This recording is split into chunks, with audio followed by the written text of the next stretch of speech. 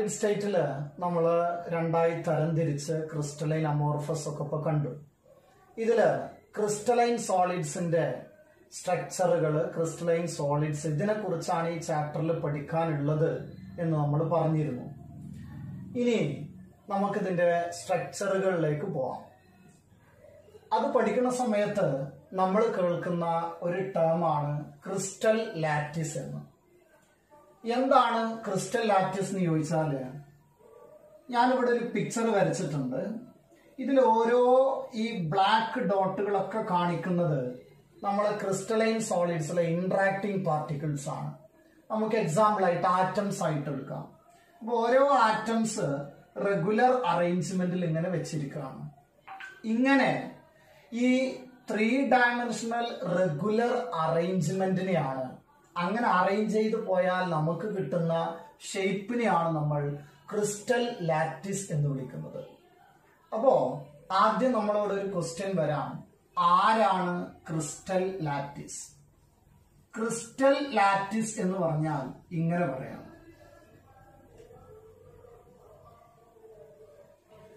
It is the 3 dimensional ordered arrangement of crystal. ഇതിനെയാണ് നമ്മൾ crystal lattice എന്ന് വിളിക്കുന്നത്. അല്ലെങ്കിൽ അതിന് ചിലപ്പോൾ നമ്മൾ സ്പേസ് ലാറ്റിസ് എന്ന് കാണും.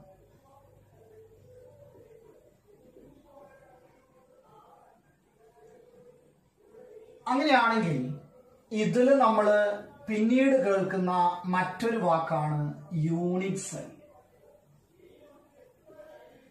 യൂണിറ്റ് സെൽ എന്ന് പറഞ്ഞാൽ ഈ റെഡിൽ കാണിച്ച ആളാണ് യൂണിറ്റ് സെല്ല്. അപ്പൊ ഈ ക്രിസ്റ്റൽ ലാറ്റിസിലെ സ്മോളസ്റ്റ് റിപ്പീറ്റിംഗ് യൂണിറ്റിനെയാണ് നമ്മൾ യൂണിറ്റ് സെൽ എന്ന് വിളിക്കുന്നത്. അപ്പോ ആരാണ് യൂണിറ്റ് സെൽ എന്ന് ചോദിച്ചാൽ smallest repeating unit of A crystal lattice, ഇതിനെയാണ് നമ്മൾ യൂണിറ്റ് സെൽ എന്ന് വിളിക്കുന്നത്. ഇനി നമുക്ക് മറ്റൊരു പോയിന്റ് ആണ് ലാറ്റിസ് പോയിന്റ് അല്ലെങ്കിൽ ലാറ്റിസ് സൈറ്റ് എന്നൊക്കെ പറയുന്നത്. നമ്മൾ ആറ്റംസ് ഇവിടെ ഒക്യുപ്പൈ ചെയ്യുന്ന ഈ പോയിന്റുകൾ ഉണ്ടല്ലോ, ഈ പോയിന്റുകളെയാണ് നമ്മൾ ലാറ്റിസ് പോയിന്റ് എന്ന് വിളിക്കുന്നത്. അപ്പോ ഇത് ടോട്ടല് ഇങ്ങനെ പോകുന്ന ഈ അറേഞ്ച്മെന്റിനെ നമ്മൾ ക്രിസ്റ്റൽ ലാറ്റിസ് അല്ലെങ്കിൽ സ്പേസ് ലാറ്റിസ് എന്ന് വിളിക്കും. ഇതിലെ സ്മോളസ്റ്റ് റിപ്പീറ്റിംഗ് യൂണിറ്റിനെ യൂണിറ്റ് സെൽ എന്ന് വിളിക്കും. ഇതിലെ ഓരോ പോയിന്റുകളെയും നമ്മൾ വിളിച്ചത് ലാറ്റിസ് പോയിന്റ് എന്നായിരുന്നു. ഇനി ഈ സ്ട്രക്ചറുകൾ പഠിക്കാൻ നമുക്ക് ഒരാളും കൂടെ ആവശ്യമായിട്ടുണ്ട്. അത് യൂണിറ്റ് സെല്ലിന്റെ പാരാമീറ്റേഴ്സ് ആണ്. ഒരു യൂണിറ്റ് സെല്ലിനെ ഡിഫൈൻ ചെയ്യണമെങ്കിൽ, അതിന്റെ ഷേപ്പിനെ നമുക്ക് ഡിഫൈൻ ചെയ്യണമെങ്കിൽ ഈ പാരാമീറ്റേഴ്സ് വേണം. ആ പാരാമീറ്റേഴ്സ് ആണ് ഇവ. ഇതിലെ ഒരു യൂണിറ്റ് സെല്ലിനെ നമ്മൾ ഇവിടെ എടുത്തു വരച്ചു. ഈ യൂണിറ്റ് സെല്ലില് ഇതാണ് എക്സ് ഡയറക്ഷൻ, ഇതാണ് വൈ ഡയറക്ഷൻ, ഇതാണ് ഇസഡ് ഡയറക്ഷൻ എങ്കിൽ എക്സ് ഡയറക്ഷനിലുള്ള ആ യൂണിറ്റ് സെല്ലിന്റെ സൈഡിന്റെ ലെങ്ത് ആണ് എ എന്ന് പറയുന്നത്. അപ്പൊ എ എന്ന് പറഞ്ഞാൽ എക്സ് ഡയറക്ഷനിലെ ആ യൂണിറ്റ് സെല്ലിന്റെ ലെങ്ത് ആണ്. അടുത്തത് വൈ ഡയറക്ഷനിലെ ലെങ്ത് ആണ് ബി എന്ന് വിളിക്കുന്നത്. ഇസഡ് ഡയറക്ഷനിലെ ലെങ്തിനെയാണ് സി എന്ന് വിളിക്കുന്നത്. അപ്പൊ നമ്മൾക്ക് 3 സൈഡുകളുടെ ലെങ്ത്തുകളെ കുറിച്ച് അറിയണം. അതിന് നമ്മൾ ജനറലൈസ് ചെയ്യാൻ വേണ്ടിയിട്ട് ഓരോ ഷേപ്പുകളെയും തരംതിരിച്ചറിയാൻ വേണ്ടിയിട്ട് നമ്മൾ കൊടുത്ത സൈഡുകളുടെ പേരുകളാണ് എ ബി സി എന്ന് പറയുന്നത്. അടുത്തത് നമുക്ക് വേണ്ടത് ഈ എയും ബിയും തമ്മിലുള്ള ആംഗിൾ ആണ് ഗാമ. എയും ബിയും തമ്മിൽ ഉണ്ടാക്കുന്ന ആംഗിൾ ഗാമ. അതേപോലെ ബിയും സിയും തമ്മിലാണ് ആൽഫ, സിയും എയും തമ്മിലാണ് ബീറ്റ. അപ്പൊ നോക്കൂ, 3 സൈഡുകള് എ ബി സിയും ഇവരോരോന്നും തമ്മിൽ ഉണ്ടാക്കുന്ന ആംഗിളുകള് ആൽഫ, ബീറ്റ, ഗാമ. അങ്ങനെ നമുക്ക് 6 പാരാമീറ്റേഴ്സ് വേണം. ഓരോ ഷേപ്പുകളെ മാറി മാറി മനസ്സിലാക്കണമെങ്കിൽ 6 പാരാമീറ്റേഴ്സ് ആണ് വേണ്ടത്. 3 സൈഡുകളും 3 ആംഗിളുകളുമാണ് വേണ്ടത്. അപ്പൊ ഇനി നമ്മള് എ ബി സി എന്നാണ് പറയാം. അപ്പൊ നമ്മുടെ മനസ്സിൽ വരണം ഓരോ ഡയമെൻഷനിൽ വരുന്ന ലെങ്ത്തുകളും ഇവർക്കിടയിലുള്ള ആംഗിളുകളുമാണ് ആൽഫ, ബീറ്റ, ഗാമ എന്നുള്ളത് മനസ്സിൽ വരണം. അപ്പോ നമ്മൾ ഇനി സ്ട്രക്ചറുകളെ കുറിച്ച് പഠിക്കാൻ പോവാം. അതിൽ ആദ്യം അറിയേണ്ടതൊന്ന് ക്രിസ്റ്റൽ ലാറ്റിസ്. ഈ 3D റെഗുലർ ഓർഡേർഡ് അറേഞ്ച്മെന്റിനെയാണ് ക്രിസ്റ്റൽ ലാറ്റിസ് അല്ലെങ്കിൽ സ്പേസ് ലാറ്റിസ് എന്ന് വിളിക്കുന്നത്. ഇതിലെ സ്മോളസ്റ്റ് റിപ്പീറ്റിംഗ് യൂണിറ്റിനെ നമ്മൾ യൂണിറ്റ് സെൽ എന്ന് വിളിക്കും. ഈ ക്രിസ്റ്റൽ ലാറ്റിസിലെ ഓരോ ആറ്റംസ് ഒക്യുപ്പൈ ചെയ്യുന്ന പോയിന്റുകളെയും ലാറ്റിസ് പോയിന്റ് എന്ന് വിളിക്കും. പിന്നീട് നമുക്ക് ആവശ്യമായി വന്നത് പാരാമീറ്റേഴ്സ് ആയിരുന്നു. ആരുടെ പാരാമീറ്റേഴ്സ്? യൂണിറ്റ് സെല്ലിന്റെ പാരാമീറ്റേഴ്സ്. അത് 3 സൈഡുകളും 3 ആംഗിളുകളും. എ ബി സി ആയിരുന്നു ഓരോ സൈഡുകൾ വന്നത്. അടുത്തത് വന്നത് 3 ആംഗിളുകള്. ഇവരോരോന്നും തമ്മിൽ ആൽഫ, ബീറ്റ, ഗാമ. അടുത്തത് നമുക്ക് ഇതില് ഇനി അങ്ങോട്ട് പോകുമ്പോൾ ആവശ്യമുള്ള ഒരു കാര്യം, ഈ പിക്ചർ തന്നെ പറഞ്ഞു കഴിഞ്ഞാൽ നമുക്ക് പെട്ടെന്ന് മനസ്സിലാവേണ്ടതാണ്. നോക്കൂ, ഈ ആറ്റംസ് ഇരിക്കുന്നത് ഇപ്പൊ നിങ്ങൾ കണ്ടിട്ടുണ്ടാവും. ഇവിടെ ശരിക്ക് 8 ക്യൂബുകളുണ്ട്. അതിൽ ഒരു ക്യൂബാണ് നമ്മൾ പ്രൊജക്ട് ചെയ്ത് കാണിച്ചിട്ടുള്ളത് ഈ റെഡില്. അതേപോലത്തെ 8 ക്യൂബുകളാണുള്ളത്. ആ 8 ക്യൂബുകളുടെയും ഓരോ കോർണറിലാണ് ഈ ആറ്റംസ് ഇരിക്കുന്നത്. അപ്പൊ നമുക്ക് പൊതുവെ ഈ ആറ്റംസ് എവിടൊക്കെ ഇരിക്കാമെന്ന് നോക്കാം. അത് ചില സമയങ്ങളിൽ കോർണറിലാവും,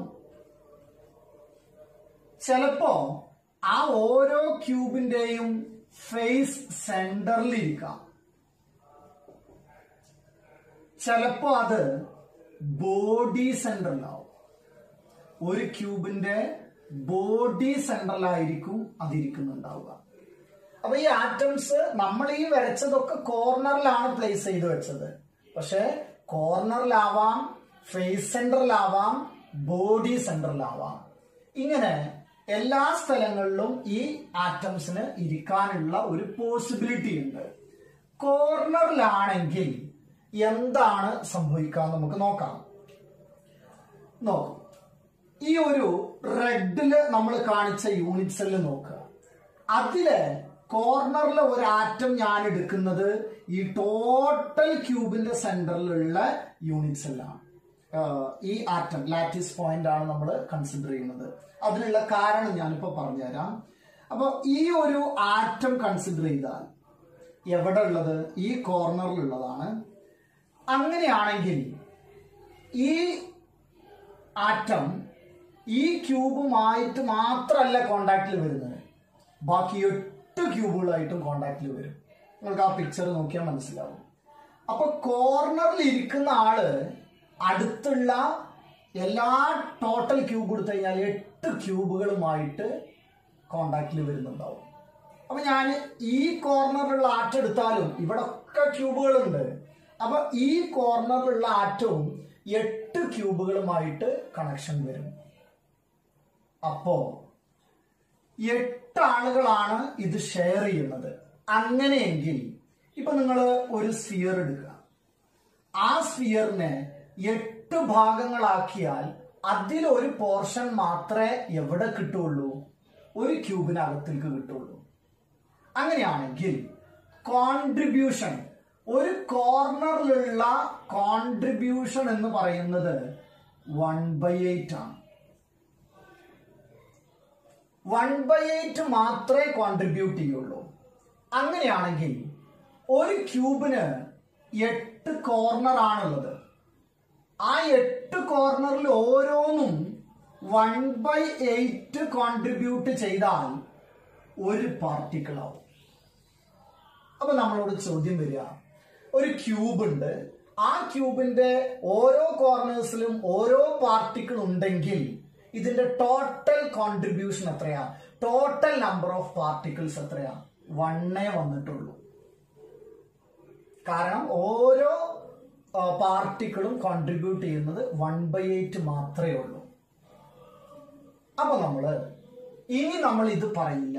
കോർണർന്ന് കേട്ടാൽ അപ്പോ ഇതില് ഒരാളുടെ കോൺട്രിബ്യൂഷൻ എത്രയാ? 1/8. കോർണറിലാണെങ്കിൽ ടോട്ടൽ കോൺട്രിബ്യൂഷൻ എത്രയാ? 8 കോർണർ ആണ്. 8 into 1/8 equal to 1. Number of particles 1ഉം. അങ്ങനെയാണെങ്കിൽ ഓരോരുത്തരുടെ കോൺട്രിബ്യൂഷൻ 1/8ഉം. കോർണറിലാണ് സ്ഥിതി ചെയ്യുന്നത് എന്ന് പറഞ്ഞാൽ ഇത് ഓർത്ത് വെക്കണം നമ്മൾ. അടുത്തത്, ഈ പാർട്ടിക്കിൾസിനെ നമ്മൾ വെച്ചത് ഫേസ് സെന്ററിലാണെങ്കിൽ, ഫേസ് സെന്റർ എന്ന് പറയുമ്പോൾ നിങ്ങൾ ഈ പിക്ചറിൽ നോക്കുക. ഈ ഒരു ക്യൂബ്, ഇത് ഒരു യൂണിറ്റ് സെല്ലാണ്. ഇതിന്റെ ഒരു ഫേസ് ആണ് ഇതെങ്കിൽ ഈ ആറ്റത്തിന്റെ കോൺട്രിബ്യൂഷൻ അറിയണമെങ്കിൽ ഇതിന് മുകളിൽ ഒരു ക്യൂബ് ഉണ്ടാവുമല്ലോ. ഈ മുകളിൽ ഒരു ക്യൂബും താഴെ ഒരു ക്യൂബും, ഈ രണ്ടാളുകളായിട്ടാണ് അത് കോണ്ടാക്ട് വരിക. ഇപ്പൊ ഇതിന്റെ സൈഡിൽ ഒരു ക്യൂബ് ഉണ്ടെങ്കിൽ പോലും ആ ക്യൂബുമായിട്ട് ഈ ആറ്റത്തിന് എന്തില്ല? കോണ്ടാക്ട് ഇല്ല. അങ്ങനെ കോണ്ടാക്ട് ഇല്ലെങ്കിൽ അതിൽ അതിന്റെ കോൺട്രിബ്യൂഷൻ പോവില്ല. അങ്ങനെയാണെങ്കിൽ ഫേസ് സെന്ററിലുള്ള ആള്, അവരുടെ ഒരാളുടെ കോൺട്രിബ്യൂഷൻ വരുന്ന രണ്ടാളുമായിട്ട് ഷെയർ ചെയ്യുമ്പോൾ എത്രയാവും? 1/2. ഒരു യൂണിറ്റ് സെല്ലിലേക്കുള്ള കോൺട്രിബ്യൂഷൻ 1/2 ആണ്. അപ്പോ ഫേസ് സെന്ററിന്റെ കോൺട്രിബ്യൂഷൻ വരുന്നത് 1/2 ആണ്. ഇനി ഒരു ക്യൂബിന് എത്ര ഫേസുകളാ വരുന്നത്? 6 ഫേസുകളുണ്ട്. 6 ഫേസ് ആണെങ്കിൽ ഈ 6 ഫേസിലും ആളുകൾ ഉണ്ടെങ്കിൽ 1/2 ആണ് ഓരോരുത്തരും കോൺട്രിബ്യൂഷൻ. അപ്പൊ ടോട്ടൽ നമ്പർ ഓഫ് പാർട്ടിക്കിൾസ് എത്രയാ വരിക? 3. ആദ്യം കോർണറിൽ 8 കോർണറിലും വെച്ചാൽ 8 into 1/8 equal to 1. Number of particles 1 ആണ്. ഒരാളുടെ കോൺട്രിബ്യൂഷൻ 1/8 ആണ്. ഫേസ് സെന്ററിൽ ഒരാളുടെ കോൺട്രിബ്യൂഷൻ 1/2 ആണ്. അങ്ങനെ 6 ഫേസുകൾ നോക്കുമ്പോൾ 6 ഇൻറ്റു 1/2 ഈക്വൽ ടു 3 പാർട്ടിക്കിൾസ് ആണ് ഉണ്ടാവുക. അങ്ങനെയാണെങ്കിൽ അടുത്തത് ഇനി നമുക്കറിയാനുള്ളത് ഫേസ് സെന്റർ ആണ്. ഫേസ് സെന്റർ പറഞ്ഞിട്ട് അടുത്തത് ബോഡി സെന്റർ ആണ്. ഈ ആറ്റം നിൽക്കുന്നത് ആ ഒരു ക്യൂബിന്റെ, ഒരൊറ്റ ക്യൂബിന്റെ ഒത്ത നടുക്കാണെങ്കിൽ, എന്ന് പറഞ്ഞാൽ ആ ക്യൂബിന്റെ ജോമെട്രിക്കൽ സെന്ററിലാണെങ്കിൽ ആ ക്യൂബിനകത്ത് ടോട്ടലായിട്ട് മൂടപ്പെട്ട രീതിയിലാണ് അത് ഇരിക്കുന്നത്. ഇനി അത് വേറെ ഒരു ക്യൂബുമായിട്ട് കോണ്ടാക്റ്റിൽ വരില്ല. അപ്പൊ അതിന്റെ കോൺട്രിബ്യൂഷൻ എത്രയാണ്? കോൺട്രിബ്യൂഷൻ വരുന്നത് 1 ആണ്. അത് മുഴുവനായിട്ടതില്ല. നമ്പർ ഓഫ് പാർട്ടിക്കിൾസ് എത്രയാ? അതും 1 ആണ്. ഇനി നമ്മൾക്ക് വേറെ ഒരു രീതിയിൽ ഇങ്ങനെ വന്നു എന്ന് കരുതുക. ഇത് നിങ്ങൾ ഒറ്റക്ക് നിങ്ങൾക്ക് ആലോചിച്ചാൽ കിട്ടുന്നുണ്ടോ എന്ന് നോക്കുക. Edge centre. എഡ്ജ് സെന്റർ എന്ന് പറഞ്ഞാൽ ഇതാ, ഇവിടെ ഈ റെഡ് യൂണിറ്റ് സെല്ല് നോക്കുക. ഈ റെഡ് യൂണിറ്റ് സെല്ലിന്റെ എഡ്ജിന്റെ സെന്ററിലാണ് ഞാൻ ഒരാളെ വെച്ചതെങ്കിൽ അത് ആ റെഡുമായിട്ടും അതിന് പിൻവശത്തുള്ള ക്യൂബുമായിട്ടും അത് ഷെയർ ചെയ്യുന്നുണ്ട്. അപ്പൊ ഇപ്പൊ എത്ര ആളായിട്ട് ഷെയർ ചെയ്തു? 2. പക്ഷേ ഇതിന് മുകളിൽ ഇതേപോലെ 2 ക്യൂബുകൾ വരാം. അങ്ങനെ വന്നാൽ അത് 4 ക്യൂബുകളുമായിട്ട് ഷെയർ ചെയ്യും. അങ്ങനെ ഷെയർ ചെയ്താൽ കോൺട്രിബ്യൂഷൻ എന്ന് പറയുന്നത് 1/4 ആയിരിക്കും. ഒരാളുടെ കോൺട്രിബ്യൂഷൻ എത്രയാണ്? 1/4 ആണ്. അങ്ങനെയാണെങ്കിൽ ഒരു ക്യൂബിന് എത്ര എഡ്ജുകളുണ്ട്? 12 എഡ്ജുകളാണ് വരിക. അതിൽ ഓരോരുത്തരുടെ കോൺട്രിബ്യൂഷൻ എത്രയാ? 1/4. അപ്പൊ ടോട്ടൽ എത്രയാ? 3 ആണ് വരിക. അപ്പൊ നോക്കുന്നത് ഓരോരുത്തരുടെ കോൺട്രിബ്യൂഷൻ എത്രയാ, ഓരോരുത്തരുടെ അപ്പൊ ടോട്ടൽ നമ്പർ ഓഫ് പാർട്ടിക്കിൾസ് എത്രയാ എന്നുള്ളതാണ് ഇപ്പൊ നമ്മൾ പഠിച്ചത്.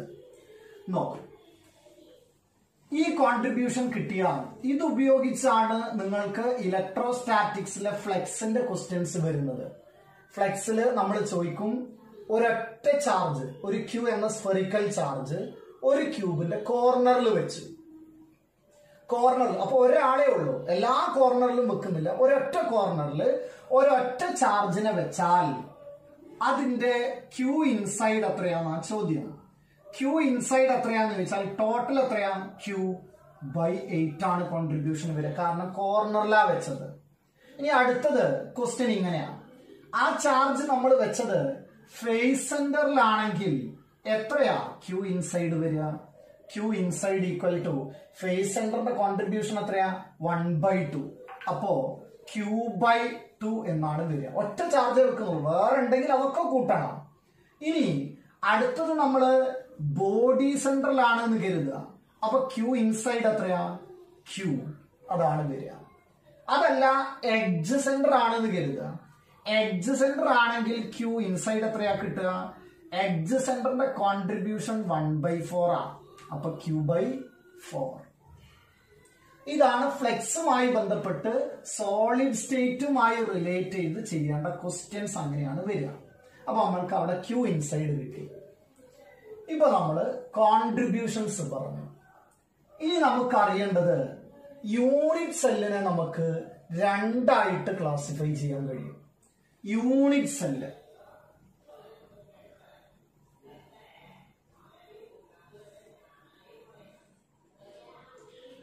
യൂണിറ്റ് സെല്ലില് രണ്ടായിട്ട് തരംതിരിക്കുന്നതില് ഒന്നാമത്തെ ആള് primitive unit സെല്ലാണ്.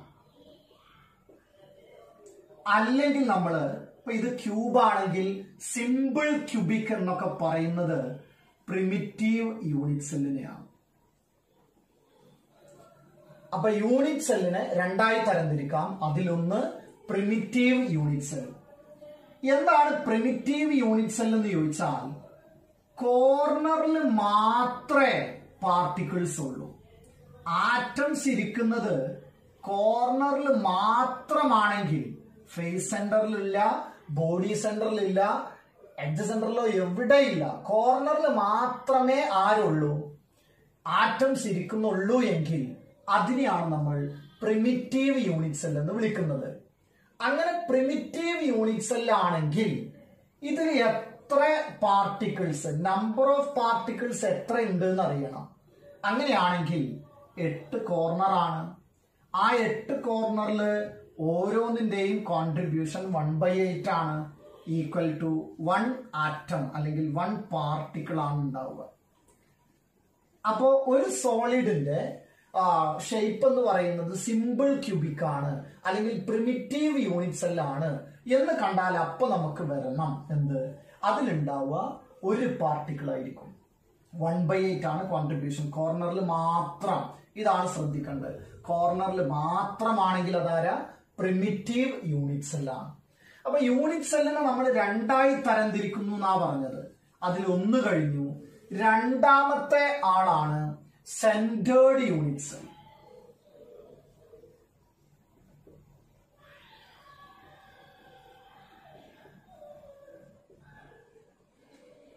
Centred unit cell എന്ന് പറഞ്ഞാൽ ഈ ആറ്റംസ് അല്ലെങ്കിൽ പാർട്ടിക്കിൾസ് കോർണറിലുണ്ട്, പ്ലസ് അതിന് പുറമെ ഫേസ് സെന്ററിലോ അല്ലെങ്കിൽ ബോഡി സെന്ററിലോ അല്ലെങ്കിൽ വേറെ ഏതെങ്കിലും പൊസിഷനിൽ ഉണ്ടെങ്കിൽ അതിനെയാണ് നമ്മൾ സെന്റേർഡ് യൂണിറ്റ് സെൽ എന്ന് വിളിക്കുന്നത്.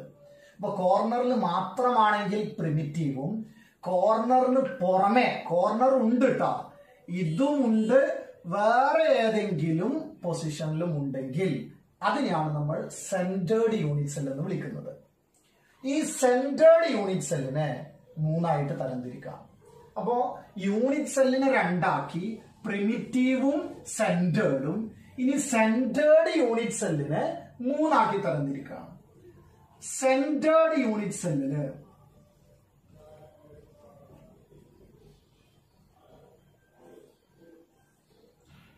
ഒന്നാമത്തെ ആള് വരുന്നത് ബോഡി സെന്റേർഡ് യൂണിറ്റ് സെല്ലാണ്.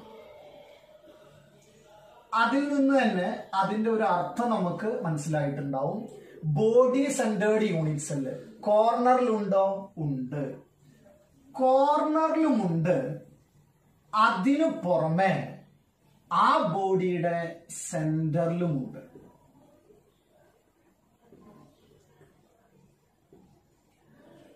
അങ്ങനെയാണെങ്കിൽ നമുക്ക് പറയാം, ഇതാണ് ആ ബോഡി സെന്റേർഡിന്റെ ഒരു പിക്ചർ വരാം. ഈ കോർണറില് 8 ആളുകൾ വീതമുണ്ട്.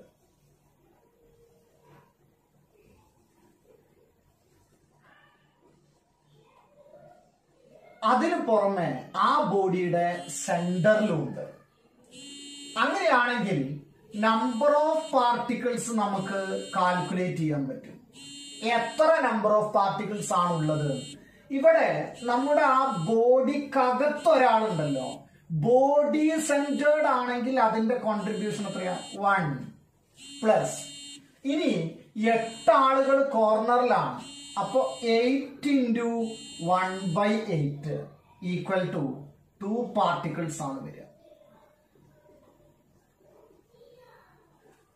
അപ്പൊ നോക്കൂ, സെന്റേർഡ് യൂണിറ്റ് സെല്ലിനെ 3ആയിട്ട് തരംതിരിക്കാം. അതിലൊന്ന് ബോഡി സെന്റേർഡ് യൂണിറ്റ് സെല്ലാണ്. അതില് കോർണറിന് പുറമെ ബോഡി സെന്ററിൽ ഒന്നുണ്ട്. അതിന്റെ ടോട്ടൽ നമ്പർ ഓഫ് പാർട്ടിക്കിൾസ് വരിക 1 എവിടെയാ? ബോഡി സെന്റർ പ്ലസ് 8 into 1/8 എന്ന് പറഞ്ഞാൽ 1. ടോട്ടൽ എത്രയാ? 2 പാർട്ടിക്കിൾസ് ഉണ്ടാവും ഒരു ബോഡി സെന്റേർഡ് യൂണിറ്റ് സെൽ എടുത്താൽ. രണ്ടാമത് സെന്റേർഡ് യൂണിറ്റ് സെല്ലിന്റെ രണ്ടാമത്തെ ക്ലാസിഫിക്കേഷനിൽ വരുന്നത് ഫേസ് സെന്റേർഡ് യൂണിറ്റ് സെല്ലാണ്. ഫേസ് സെന്റേർഡ് യൂണിറ്റ് സെൽ എന്ന് പറയുമ്പോ കോർണറിലുണ്ട്. എത്ര കോർണറാ? 8 കോർണർ ഉണ്ട് കേട്ടോ. 8 കോർണറിൽ ഓരോരുത്തരും പ്ലസ് 6 ഫേസുകളുണ്ട്. ആ ഫേസിന്റെ സെന്ററിൽ അങ്ങനെ 6 ഫേസ് സെന്ററിലും കൂടെ ആയിട്ടുള്ള ആളുകൾ ഉണ്ടാവും. ഇതിനെയാണ് നമ്മൾ ഫേസ് സെന്റേർഡ് യൂണിറ്റ് സെൽ എന്ന് വിളിക്കുന്നത്. അങ്ങനെയാണെങ്കിൽ ഇതിലെ നമ്പർ ഓഫ് പാർട്ടിക്കിൾസ് കാണാലോ നമുക്ക്. 8 കോർണർ ആണെങ്കിൽ 8 into 1/8 പ്ലസ് ഫേസ് സെന്ററിന്റെ കോൺട്രിബ്യൂഷൻ ഓർമ്മ ഉണ്ടോ? ഒന്നിന് മുകളിൽ 1 1/2 ആണ് കോൺട്രിബ്യൂഷൻ. അപ്പോ 6 into 1/2 എന്ന് വരും. അങ്ങനെയാണെങ്കിൽ നമ്പർ ഓഫ് പാർട്ടിക്കിൾസ് എത്രയാ? 1 പ്ലസ് 3 ഈക്വൽ ടു എത്രയാ? 4 ആണ് വരിക. അപ്പോ നമ്മൾ ആദ്യം പറഞ്ഞത് ബോഡി സെന്റേർഡ്, അതിൽ നമ്പർ ഓഫ് പാർട്ടിക്കിൾസ് എത്രയാ? 2 ആണ് വന്നത്. അടുത്തത് വന്നത് ഫേസ് സെന്റേർഡ് യൂണിറ്റ് സെൽ ആണ്. അതിൽ ടോട്ടൽ പാർട്ടിക്കിൾസ് വന്നത് എത്രയാ? 4 ആണ്. ഇനി നമുക്ക് മൂന്നാമത്തെ ഏറ്റവും അവസാനത്തെ യൂണിറ്റ് സെന്റേർഡ് യൂണിറ്റ് സെല്ലിന്റെ ക്ലാസിഫിക്കേഷൻ, അത് വരുന്നത് എൻഡ് സെന്റേർഡ് ആണ്.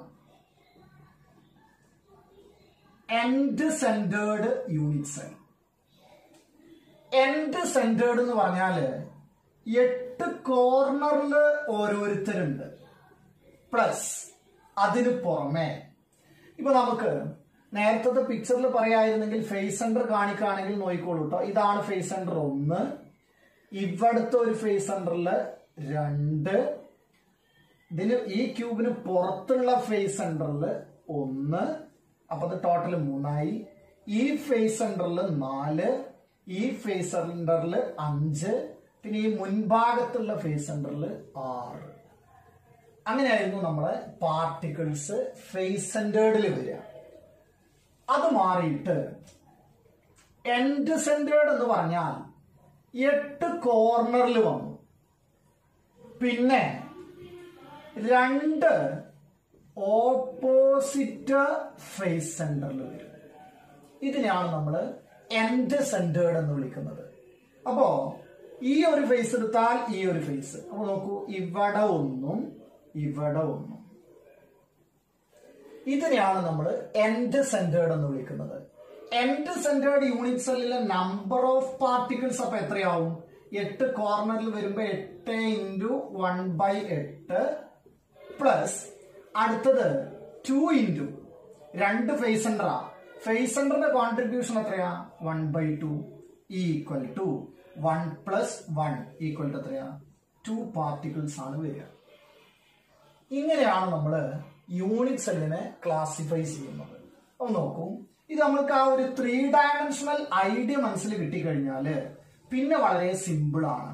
നമ്മൾ പറഞ്ഞ കാര്യങ്ങൾ ഇത്ര മാത്രമേ ഉള്ളായിരുന്നു. ഒന്ന്, ടോട്ടൽ ആ അറേഞ്ച്മെന്റിനെ നമ്മൾ ക്രിസ്റ്റൽ ലാറ്റിസ് എന്ന് വിളിച്ചു, അല്ലെങ്കിൽ സ്പേസ് ലാറ്റിസ്. അതിലെ റിപ്പീറ്റിംഗ് യൂണിറ്റിനെ നമ്മൾ വിളിച്ചത് യൂണിറ്റ് സെൽ എന്നാണ്. അതിലെ ഓരോ ആറ്റംസും നിൽക്കുന്ന പോയിന്റുകളെ നമ്മൾ വിളിച്ചത് ലാറ്റിസ് പോയിന്റ് എന്നാണ്. അത് കഴിഞ്ഞിട്ട് നമുക്കൊരു 6 പാരാമീറ്റേഴ്സ് വേണ്ടി വന്നു. പാരാമീറ്റേഴ്സ് 6 എണ്ണം, 3 സൈഡുകളും 3 ആംഗിളുകളും. അത് കഴിഞ്ഞിട്ട് നമ്മൾ യൂണിറ്റ് സെല്ലിനെ 2ആയിട്ട് തരംതിരിച്ചു. യൂണിറ്റ് സെല്ലിനെ 2ആയി തരംതിരിച്ചതില് ഒന്ന് പ്രിമിറ്റീവ് യൂണിറ്റ് സെൽ, അടുത്തത് സെന്റേർഡ് യൂണിറ്റ് സെൽ. ആ സെന്റേർഡ് യൂണിറ്റ് സെല്ലിനെ നമ്മൾ എന്ത് ചെയ്തു? 3ആയിട്ട് തരംതിരിച്ചു. ആ സെന്റേർഡ് യൂണിറ്റ്സിൽ ഒന്ന് body centred, face centred, end centred. ഇത്ര കാര്യം പറഞ്ഞിട്ടുള്ളൂ. പിന്നെ നമ്മൾ പറഞ്ഞിരുന്നത് കോൺട്രിബ്യൂഷൻസ് ആണ്. കോൺട്രിബ്യൂഷനിൽ ഒരു കോർണർ ആണെങ്കിൽ അതിന്റെ കോൺട്രിബ്യൂഷൻ 1/8 ആണ്. ഒരു ഫേസ് സെന്റർ ആണെങ്കിൽ അതിന്റെ കോൺട്രിബ്യൂഷൻ 1/2 ആണ്.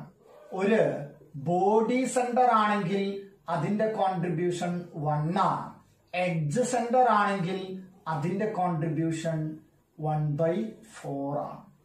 ഇത്രയും കാര്യങ്ങളാണ് ഇപ്പൊ നമ്മൾ ഈ ക്രിസ്റ്റൽ ലാറ്റിസിൽ പഠിച്ചത്. ഇനി നമ്മൾക്ക് ഓരോ സ്ട്രക്ചറുകൾ ഇങ്ങനെ പഠിക്കാൻ പറ്റും, നോക്കാം. ഇനി നമുക്ക് അറിയാനുള്ളത് ബ്രവൈസ് ലാറ്റിസസ് ആണ്.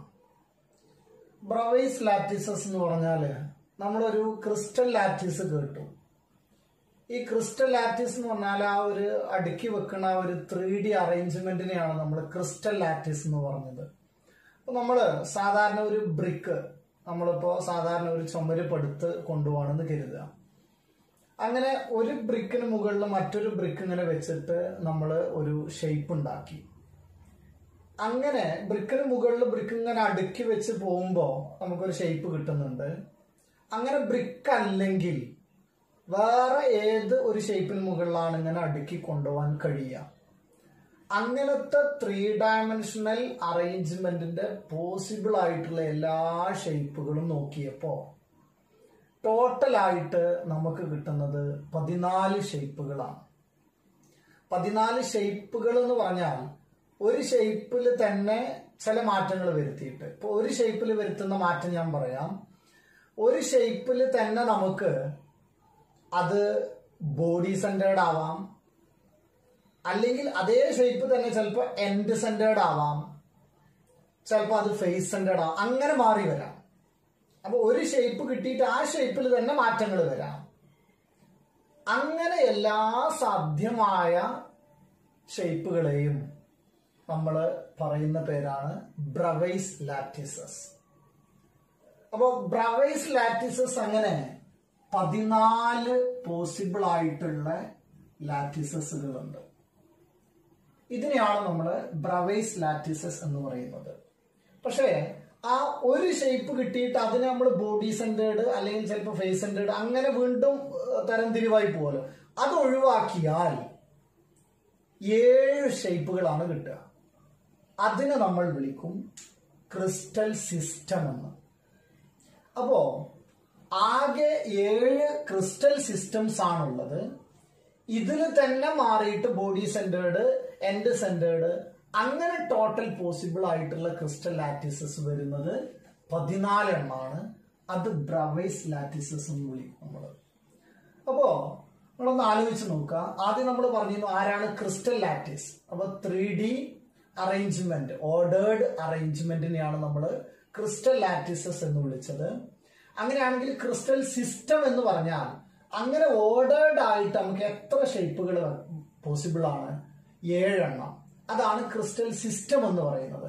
അതിൽ ഓരോന്നും ബോഡി സെന്റേർഡ്, ഫേസ് സെന്റേർഡ് അങ്ങനെയും കൂടെ നമ്മൾ തരംതിരിച്ചു വന്നാൽ ടോട്ടല് 14 പോസിബിൾ ആയിട്ടുള്ള ക്രിസ്റ്റൽ ലാറ്റിസസ് ഉണ്ട്. അതിനെയാണ് നമ്മൾ ബ്രവൈസ് ലാറ്റിസസ് എന്ന് വിളിക്കുന്നത്. അപ്പൊ ഇത് നിങ്ങൾ തരം തിരിഞ്ഞറിയണം. ഏതാണ് ക്രിസ്റ്റൽ ലാറ്റിസ്, ആരാണ് ക്രിസ്റ്റൽ സിസ്റ്റം എന്ന് പറയുന്നത്, ആരാണ് ബ്രവൈസ് ലാറ്റിസസ് എന്ന് പറയുന്നത്. ഇതൊക്കെ ഓരോന്നും തരം തിരിഞ്ഞറിയാം. ഇനി നമ്മൾക്ക് ഷേപ്പുകൾ ഒന്ന് നോക്കാം.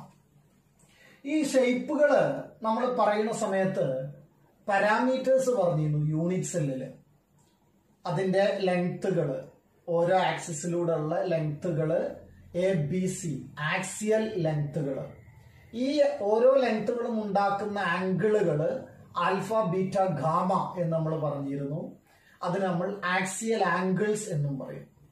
ഇനി നമുക്ക് ഒന്നാമത്തെ ആളെ നോക്കാം. ഒന്നാമത്തെ ആളെന്ന് പറയുന്നത് ക്യൂബിക് സിസ്റ്റമാണ്. നമ്മൾക്ക് പേരിൽ നിന്ന് തന്നെ നമുക്ക് മനസ്സിലാക്കാൻ കഴിയും ക്യൂബാണ് റിപ്പീറ്റിംഗ് യൂണിറ്റ് വരുന്നത്. ആ ക്യൂബ് ആണെങ്കിൽ നമുക്ക് ക്യൂബിക് സിസ്റ്റം എന്ന് പറഞ്ഞാൽ ക്യൂബ് ആകുമ്പോൾ നമുക്ക് പെട്ടെന്ന് പറയാൻ പറ്റും. ഒന്ന് A equal to B equal to C ആവും. അപ്പോൾ ഓരോ സൈഡുകളും ABC അത് ഓരോന്നും സെയിം ആണ്. അത് മാത്രമല്ല alpha equal to beta equal to gamma equal to എത്രയാവും? 90 ഡിഗ്രിയാണ്. അപ്പൊ ഇതാണ് നമ്മുടെ ക്യൂബിക് സിസ്റ്റം വരുന്നത്. ക്യൂബിക് സിസ്റ്റം അപ്പൊ അങ്ങനത്തെ 7 സിസ്റ്റത്തില് നമുക്ക് സിമ്പിൾ ആയിട്ട് പറയാവുന്നതാണ് ക്യൂബിക് സിസ്റ്റം എന്ന് പറയുന്നത്. A equal to B equal to C ആണ്. അതേപോലെ തന്നെ alpha equal to beta equal to gamma equal to എത്രയാവും? 90 ഡിഗ്രിയാണ്. അപ്പൊ ഇതാണ് ക്യൂബിക് സിസ്റ്റം. അപ്പൊ ഇനി ഇതിൽ തന്നെ വേറെ പോസിബിൾ ആയിട്ടുള്ളത് ഉണ്ടാവാം. ചിലപ്പോൾ ബോഡി സെന്റേർഡ് ഉണ്ടാവാം, എൻഡ് സെന്റേർഡ് ഉണ്ടാവാം, ഫേസ് സെന്റേർഡ് ഒക്കെ വരാം. അത് നമ്മൾക്ക് കൂടുതൽ പഠിക്കാനില്ല. അങ്ങനെയാണ് ടോട്ടൽ 14 ബ്രവേസ് ലാറ്റിസസ് ഉണ്ടെന്ന് പറയുന്നത്. ഇത് ക്രിസ്റ്റൽ സിസ്റ്റം 7 എണ്ണമാണ്. ഇനി നമുക്ക് അടുത്തത് വരുന്നത് ചെറിയൊരു മാറ്റം വരുത്തിയത് നോക്കൂ. ഈ മാറ്റം വരുന്നത് ഈ ഇപ്പൊ ഒരു മുകളിൽ ഇത് എയും ഇത് ബി ആണെങ്കിൽ അതേപോലെ തന്നെ എയും ബിയും ഉണ്ട്. പക്ഷേ സി വ്യത്യസ്തമാണ്. അപ്പൊ സി വ്യത്യാസമായി. അപ്പൊ A equal to B not equal to C ആണ്. അപ്പൊ അടുത്ത ആ സിസ്റ്റത്തിന്റെ പേരാണ് ടെട്രഗണൽ.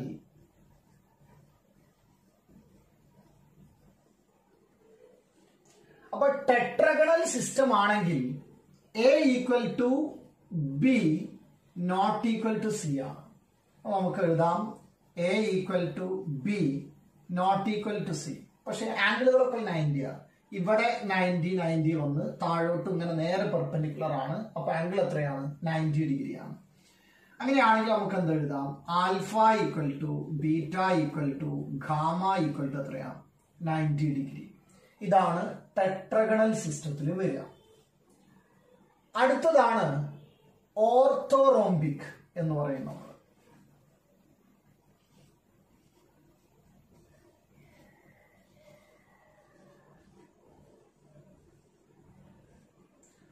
ഓർത്തോറോംബിക് സിസ്റ്റത്തില് ഒന്നും കൂടെ മാറും. ഇവിടെ വന്നപ്പോ നമ്മൾ എന്താ മാറിയത്? എ ബി സി ഈക്വൽ ആയത്. എയും ബിയും ഈക്വൽ ആണ്, പക്ഷെ സി എന്തല്ല? ഈക്വൽ അല്ല. ഇവിടെ A not equal to B not equal to C ആണ്. അപ്പൊ ഓർത്തോറോംബിക്കിലാണെങ്കിൽ A not equal to B not equal to ആരാ? സി. പക്ഷെ ആംഗിളുകളൊക്കെ എത്രയാ? 90 ഡിഗ്രിയാണ്. അപ്പൊ alpha equal to beta equal to gamma equal to 90 ഡിഗ്രിയാണ് ഓർത്തോറോംബിക്. ഇത് മുമ്പേ ഒരു ക്വസ്റ്റ്യൻ ചോദിച്ചതാണ്. ഈ മാച്ച് ബോക്സ് നമ്മളെ തീപ്പെട്ടിന്റെ ആ കൂടുണ്ടല്ലോ, അത് ഏതാണെന്ന് ചോദിച്ചിട്ടുണ്ട്. അത് ഓർത്തോറോംബിക് ആണ്. അപ്പൊ നമുക്ക് എല്ലാം ഈക്വൽ ആവുമ്പോൾ ക്യൂബിക് സിസ്റ്റം. ലെങ്ത്തിൽ ഒന്ന് മാറി. എ ഈക്വൽ ടു ബി ആണ്, പക്ഷെ സിക്ക് ഈക്വൽ അല്ല. ആംഗിൾ ഒക്കെ 90 ആണെങ്കിൽ ടെട്രഗണൽ ആണ്. ഇനി അടുത്തത് ഓരോ സൈഡുകളും വ്യത്യസ്തമാണ്. A not equal to B not equal to C. പക്ഷെ ആംഗിളുകളൊക്കെ ഓരോ ആംഗിളും ഈ ആംഗിള് ഇവിടെയുള്ള ആംഗിൾ ഇതൊക്കെ 90 ഡിഗ്രി ആണെങ്കിൽ അതാരാണ്? ഓർത്തോറോംബിക് ആണ്. മാച്ച് ബോക്സ് നമ്മൾ ഓർത്തു വെക്കണം. ഇനി അടുത്തതാണ് ഇവൻ റോംബോഹീഡ്രൽ.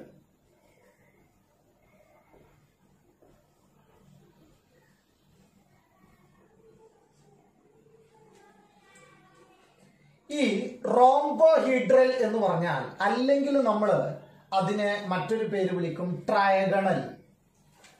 റോംബോഹീഡ്രൽ അല്ലെങ്കിൽ ട്രയഗണൽ എന്ന് പറഞ്ഞാൽ നമ്മളെ ക്യൂബിക് സിസ്റ്റത്തിലേക്ക് പോവാം. ക്യൂബിക് സിസ്റ്റത്തിൽ പോയി കഴിഞ്ഞാൽ A equal to B equal to C ആണ്. ആൽഫ ബീറ്റ ഗാമ 90 ഡിഗ്രിയാണ്. പക്ഷെ ഇതിലെന്ത് ചെയ്യുന്നറിയോ? ഇതിനെ നമ്മൾ എല്ലാ ഭാഗത്തുനിന്നും അങ്ങോട്ട് ചെരിക്കും. അത് ചരിക്കുമ്പോൾ ലെങ്ത് മാറുന്നില്ല, പക്ഷേ ആംഗിളുകളും നമ്മൾ എല്ലായിടത്തും ഈക്വൽ ആക്കി, പക്ഷെ അത് 90 ഡിഗ്രി അല്ല. ഇതാണ് റോംബോഹീഡ്രൽ വരിക. അപ്പോ ലെങ്ത്തുകളൊക്കെ സെയിം ആണ്. എന്നിട്ട് നമ്മൾ ഈ ഭാഗത്തുനിന്നും തള്ളി എല്ലാ ഭാഗത്തുനിന്നും തള്ളിയിട്ട് ഇതിന്റെ ആംഗിളുകളെല്ലാം ഈക്വൽ ആയി, പക്ഷെ എന്തല്ല 90 ഡിഗ്രി അല്ല എങ്കിൽ അതാണ് റോംബോഹീഡ്രൽ വരിക. അപ്പോ റോംബോഹീഡ്രൽ നമുക്ക് എന്ത് എഴുതാം? A equal to B equal to C ആണ്. പക്ഷേ alpha equal to beta equal to ഗാമയാണ്, but not equal to 90 degree. ഇതാണ് റോംബോഹീഡ്രൽ വരിക. ഇനി നമുക്ക് ഈ ഓർത്തോറോംബിക്കിനൊന്ന് മാറ്റാം. ഓർത്തോറോംബിക് നിങ്ങളൊന്ന് പറഞ്ഞു നോക്കൂ. A equal to A not equal to B not equal to C ആണ്. പക്ഷെ alpha equal to beta equal to gamma equal to എത്രയാണ്? 90 ഡിഗ്രിയാണ്. ഇനി ഈ മുകൾ ഭാഗം ഉണ്ടല്ലോ, അത് അതേപോലെ വെക്കുക. എന്ന് പറഞ്ഞാൽ അവിടുത്തെ ആംഗിൾ 90 ഡിഗ്രിയാണ്. ആ ആംഗിൾ 90 ഡിഗ്രി ആയിട്ട് ഒരു ഭാഗത്തുനിന്ന് ഈ ഭാഗത്തുനിന്ന് അങ്ങോട്ട് തള്ളുക. അപ്പൊ ഇവിടുത്തെ 90 ഡിഗ്രി ആംഗിൾ അങ്ങോട്ട് മാറും. ഈ താഴ്ഭാഗത്ത് നിന്ന് നേരെ പൊന്തിയത് ഒന്ന് ചെരിഞ്ഞു പോകും. താഴ്ഭാഗത്തെ സർഫസ് നിന്ന് നേരെ പൊന്തിയപ്പോഴാണ് 90 ഡിഗ്രി വന്നത്. ആ നേരെ പൊന്തുന്നതിന് പകരം കുറച്ചങ്ങോട്ട് ചെരിച്ച് പൊന്തി കഴിഞ്ഞാൽ ഒരു ഭാഗം ചെരിഞ്ഞു പോയി. ഇതാണ് നമ്മൾ താഴെ കാണുന്ന ഈ പിക്ചർ. മുകളിൽ ഞാൻ അതേപോലെ വരച്ച്, പക്ഷെ ഈ താഴ്ഭാഗത്ത് നീ പൊങ്ങി വരേണ്ട സാധനം ഒന്ന് അങ്ങോട്ട് ചെരിഞ്ഞു പോയി. അങ്ങനെയാണെങ്കിൽ ഇതിനെയാണ് നമ്മൾ മോണോക്ലിനിക് എന്ന് വിളിക്കുന്നത്.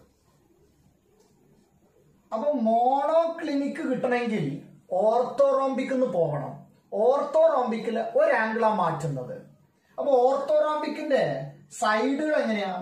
A not equal to B not equal to C. ഇനി നമ്മള് മുകളിലത്തെ ഒരു ആംഗിള് ആൽഫയും ഗാമയും 90 ഡിഗ്രിയിൽ തന്നെ വെച്ചു, പക്ഷെ ബീറ്റ മാറ്റി എന്ന് കരുതുക. അങ്ങനെയാണെങ്കിൽ നമ്മൾ എങ്ങനെ എഴുതും? Alpha equal to gamma equal to 90 degree, but beta not equal to 90 degree. അപ്പൊ ഇവിടെയാണ് നമ്മൾ ആ മാറ്റിയത്. ഇതേ ഓർത്തോറോംബിക്കിനെ ഈ സൈഡിൽ നിന്നും മാറ്റി മുകളിലത്തെ ആ 90 ഡിഗ്രികൾ ഉണ്ടല്ലോ, അത് നമ്മളൊന്ന് മാറ്റി. ആ ആംഗിളും മാറ്റിയെങ്കിൽ അതിനെയാണ് നമ്മൾ ട്രൈക്ലിനിക് എന്ന് വിളിക്കുക. അപ്പൊ ട്രൈക്ലിനിക് എന്ന് പറഞ്ഞാല് ഓർത്തോറോംബിക്കിനെ എല്ലാ ഭാഗത്തുനിന്നും മാറ്റിയതാണ്. അപ്പൊ എല്ലാ ഭാഗത്തുനിന്നും മാറ്റി കഴിഞ്ഞിട്ട് ആംഗിളുകൾ എല്ലാം നമ്മൾ എന്ത് ചെയ്തു? ആകെ മാറ്റിക്കളഞ്ഞു. അങ്ങനെയാണെങ്കിൽ A not equal to B not equal to C ഓർത്തോറോംബിക്കിന്റെ ഒരു കണ്ടീഷൻ. അടുത്തത് ആംഗിളുകളൊക്കെ എന്താക്കി? വ്യത്യസ്തങ്ങളാക്കി മാറ്റി. അപ്പോ alpha not equal to beta not equal to gamma not equal to എത്രയാണ്? 90 ഡിഗ്രി. ഇതിനെയാണ് നമ്മൾ എന്ത് വിളിക്കുന്നത്? ട്രൈക്ലിനിക് എന്ന് വിളിക്കുന്നത്. അങ്ങനെയാണെങ്കിൽ അടുത്തതാണ് ഏറ്റവും ലാസ്റ്റ് നമുക്ക് അറിയേണ്ടതാണ് ഹെക്സഗണൽ സിസ്റ്റം. ഹെക്സഗണൽ സിസ്റ്റം എന്ന് പറയുന്നത് ഇങ്ങനെയാണ്. മുകളില് ഒരു ഹെക്സഗൺ ഉണ്ട്. അപ്പൊ അവിടെ എന്താ സംഭവിക്കാന്ന് ചോദിച്ചാൽ എ ഈക്വൽ ടു ബി ആണ്, ഹെക്സഗൺ ആണല്ലോ. താഴെയും ഒരു ഹെക്സഗൺ ഉണ്ട്. പക്ഷെ ഈ ഹെക്സഗണിന്റെ ഒരു സൈഡല്ല ഇതിന്റെ ഹൈറ്റ് വരിക. അപ്പൊ നമ്മൾക്ക് എന്ത് എഴുതാം? എ ഈക്വൽ ടു ബി ആണ്, നോട്ട് ഈക്വൽ ടു സി. ഇനി ഇവിടെ എയും ബിയും ഈ ഹെക്സഗണിലുണ്ട്. അതിന് പെർപെൻഡിക്കുലർ ആയിട്ടാണ് സി പോണത്. അപ്പൊ ഒരു ആംഗിൾ എത്രയാണ്? 90 ഡിഗ്രിയാണ്. എയുമായിട്ട് ബിയുമായിട്ട് എത്രയാ? 90 ഡിഗ്രി. പക്ഷെ ഈ എ ബി ഹെക്സഗണിലുള്ള എ ബി എത്രയാ? 120 ഡിഗ്രി. അപ്പൊ നമുക്ക് alpha equal to beta equal to 90 degree. രണ്ട് ആംഗിളുകൾ 90 ആണ്. അതെങ്ങനെയാ? ഹെക്സഗണിലുള്ള എയും ബിയുമായിട്ട് ആ സി താഴോട്ട് പെർപെൻഡിക്കുലർ ആണ്. അപ്പൊ alpha equal to beta equal to എത്രയാ? 90 ഡിഗ്രി. പക്ഷേ ഗാമ ഈക്വൽ ടു എത്രയാ? 120 ഡിഗ്രി. അപ്പൊ രണ്ട് ആംഗിൾ 90യും ഒരു ആംഗിൾ 120 ഡിഗ്രിയുമായ ആളാണ് ഹെക്സഗണൽ സിസ്റ്റം വരുന്നത്. അപ്പൊ നമ്മള് ഓരോന്നും അത് മനസ്സിലാക്കാൻ വളരെ സിമ്പിൾ ആണ് ശരിക്കും. നോക്കുക, ക്രിസ്റ്റൽ ലാറ്റിസ് ആ 3D ഓർഡേർഡ് അറേഞ്ച്മെന്റിനെയാണ് നമ്മൾ എന്ത് വിളിച്ചിരുന്നത്? ക്രിസ്റ്റൽ ലാറ്റിസ് എന്ന് വിളിച്ചത്. അങ്ങനെയാണെങ്കിൽ ആ ഷേപ്പുകളെ, പോസിബിൾ ആയിട്ടുള്ള എല്ലാ ഷേപ്പുകളെയും ക്രിസ്റ്റൽ ലാറ്റിസുകളെയാണ് നമ്മൾ എന്ത് വിളിക്കുന്നത്? ബ്രവൈസ് ലാറ്റിസ് എന്ന് വിളിക്കുന്നത്. അത് എത്ര എണ്ണാണ്? 14 എണ്ണാണ്. ഇനി അതിൽ ആ ഷേപ്പുകൾ ഓരോന്നും തന്നെ ബോഡി സെന്റേർഡ്, എൻഡ് സെന്റേർഡ്, ഒറ്റ ഷേപ്പ് എടുത്തിട്ട് അതെന്നെ തിരിക്കണോണ്ടാണ് 14 എണ്ണം കിട്ടിയത്. അപ്പോ ടോട്ടൽ എത്ര ഷേപ്പുകളേ ഉള്ളൂ? 7 ആണ്. അതിനെയാണ് നമ്മൾ എന്ത് വിളിക്കുന്നത്? ക്രിസ്റ്റൽ സിസ്റ്റം എന്ന് പറയുന്നത്. ക്രിസ്റ്റൽ സിസ്റ്റം വരുന്നത് ക്യൂബിക് സിസ്റ്റം. ഒന്ന് പറഞ്ഞു നോക്കൂ നിങ്ങള്. ക്യൂബിക് ആണെങ്കിൽ എല്ലാം ഈക്വലാ. A equal to B equal to C ആണ്. അടുത്തത് alpha equal to beta equal to gamma equal to എത്രയാണ്? 90 ഡിഗ്രി. ടെട്രഗണൽ എന്ന് പറഞ്ഞാല് ഒരു സൈഡ് മാറും. അപ്പൊ മുകൾ ഭാഗത്ത് സ്ക്വയർ ആണ് എന്ന് പറഞ്ഞാൽ എ ഈക്വൽ ടു ബി ആണ്, നോട്ട് ഈക്വൽ ടു സി. പക്ഷെ ആംഗിളുകളൊക്കെ പണ്ടത്തെ പോലെ തന്നെ സെയിം ആണ്. Alpha equal to beta equal to gamma equal to 90 degree. അടുത്തത് സൈഡ് വീണ്ടും മാറുകയാണ്. 3 സൈഡുകളും ഡിഫറെന്റ് ആവുമ്പോഴാണ് ഓർത്തോറോംബിക് വരിക. A not equal to B not equal to C ആണ്. അതേപോലെ alpha equal to beta equal to gamma അപ്പോഴും എന്താണ്? 90 ഡിഗ്രിയാണ്. ഇനി നമ്മൾ നോക്കേണ്ടത് റോംബോഹീഡ്രൽ ആണ്, അല്ലെങ്കിൽ നമ്മൾ അതിനെ എന്ത് വിളിച്ചു? ട്രയഗണൽ എന്ന് വിളിച്ചു. റോംബോഹീഡ്രൽ സിസ്റ്റത്തില് ക്യൂബിനെ നമ്മൾ എല്ലാ ഭാഗത്തു നിന്നും പുഷ് ചെയ്തിട്ട് alpha equal to beta equal to ഗാമ തന്നെയാണ്. പക്ഷെ അത് നോട്ട് ഈക്വൽ ടു എത്രയാക്കി? 90 ഡിഗ്രി ആക്കുമ്പോഴാണ് റോംബോഹീഡ്രൽ അല്ലെങ്കിൽ ട്രയഗണൽ സിസ്റ്റം വരുന്നത്. ഇനി അടുത്തത് നമ്മൾ 2 എണ്ണം, ഈ മോണോക്ലിനിക്കും ട്രൈക്ലിനിക്കും നിങ്ങൾ ആലോചിക്കേണ്ടത് ഓർത്തോറോംബിക്കുമായി ബന്ധപ്പെട്ടാണ്. ഓർത്തോറോംബിക്കില് A not equal to B not equal to C, അത് ഇതേപോലെ തന്നെ. ഇനി ആംഗിളുകളൊക്കെ 90 ആയിരുന്നു. അതിൽ ഒരു ആംഗിൾ ചരിച്ചു, നേരെ പൊന്തിയ ഈ സാധനത്തിന് ഒന്നാണ് തള്ളിയപ്പോ ഒരു ആംഗിൾ 90 അല്ലാതായി മാറി. മുകൾ ഭാഗത്ത് 90 ആണ്. അപ്പോ alpha equal to beta equal to alpha equal to gamma equal to 90. ഇനി താഴെ ഇവിടെ വരുന്ന ഈ ആംഗിൾ നമ്മൾ മാറ്റിയപ്പോൾ ബീറ്റ നോട്ട് ഈക്വൽ ടു എന്താണ്? 90 ഡിഗ്രിയാണ്. അങ്ങനെയാണെങ്കിൽ ഈ ഒരു ഭാഗത്ത് നമ്മൾ തള്ളുന്നതിന് പകരം ബാക്കിയുള്ള ഭാഗത്തു നിന്നും കൂടെ തള്ളിയിട്ട് മുകൾ ഭാഗത്തെ 90കളും നമ്മൾ എന്താക്കി?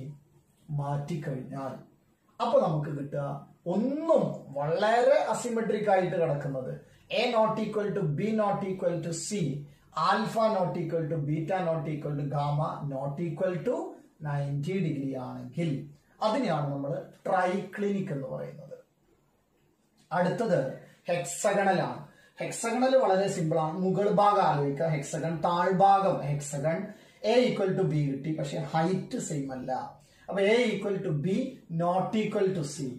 ഇനി ആ ഹൈറ്റ് വരുമ്പോ രണ്ടാളായിട്ട് ഉണ്ടാക്കുന്നത് 90 ഡിഗ്രിയാണ്. അപ്പൊ alpha equal to beta equal to 90 degree. പക്ഷെ ആ ഹെക്സഗണിൽ ഉണ്ടാക്കുന്ന ഒരു ആംഗിൾ ആരാ? 120 ഡിഗ്രിയാണ്. അപ്പൊ alpha equal to beta equal to 90 degree, but gamma equal to എത്രയാണ്? 120 ഡിഗ്രി ആണെങ്കിൽ ഹെക്സഗണൽ സിസ്റ്റം ആണ് വരിക. ഇനി ഇതിന് ഓരോന്നിനും കുറെ എക്സാമ്പിള് ടെക്സ്റ്റിൽ കൊടുത്തിട്ടുണ്ട്. ആ ടെക്സ്റ്റിലെ ടേബിൾ നിങ്ങൾ കാണണം. ആ ടേബിൾ നോക്കിയിട്ട് ഇതിന്റെ ഓരോന്നിന്റെയും എക്സാമ്പിളുകൾ എന്ത് ചെയ്യുക? മനസ്സിൽ വെക്കുക. അപ്പൊ ഇതാണ് ക്രിസ്റ്റലൈൻ സോളിഡ്സിന്റെ സ്ട്രക്ചറുകളുമായി ബന്ധപ്പെട്ട് നമ്മൾ ആദ്യം പഠിക്കുന്നത്. എക്സാമ്പിള് നന്നായിട്ട് നോക്കാം കേട്ടോ.